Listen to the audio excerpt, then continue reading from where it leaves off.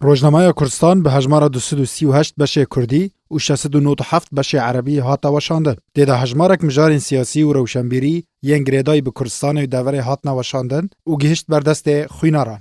روپلا یکم بحثا ریبازا کو شهید ادریس بارزانی براوانید برداده کرد و پیشوازی پارتیا دموکرات کردستان سوریا جه مهوانا را لباجر دیرکه به بونه سربس بردان حسین سلیمان اندام کمیتا ناوندی یا پارتیا دموکرات کردستان سوریا جه زندان پیاده و داخویانیا امینداریا گشتی یا انجمن نشتمانی کردی لسوریه درباره بمپیکرن و کریارن ریوبریا پیاده در مافه چالکوان انجمن نشتمانی کردی ده. هر وها آگهداریا نویسگاه پیوندی نشتمانی یا پارتیا دموکرات کردستان سوریا درباره سردانان دا جه حریم کردستان بو روجاوای کردستان کرد.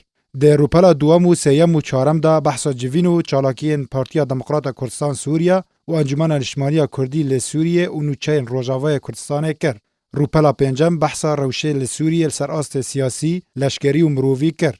در روپلن ششم و هفتم دا هجمارک مجار و راپورتین کردستانی و سوری هات نوشاندن. هر وها بشه عربی یه روزنامه کردستان هجمارک مجار و نیرین سیاسی و جایی و تندرستی و جواکی لخواه دگره. ده بشه کردی دا یکم روپل بناونیشانا رواندن اندام و آلیگرین انجمن نشمانی کردی لسوریه لدجی بنماین مافهم رووانه. روپلا دوام به ناونیشانا کوبانی به بریارک دروکی یا سروک برزانی هات ریزگار کرن. روپلا سیم به ناونیشانا ادریس برزانی تیکوشر به همپا و سالوگر هفتی و هفتان یا دامزراندن کومارا کردستان بو. و دامزراندن کوملای کردی آلمانی ل آلمانیا بشه کردی به داوی هات.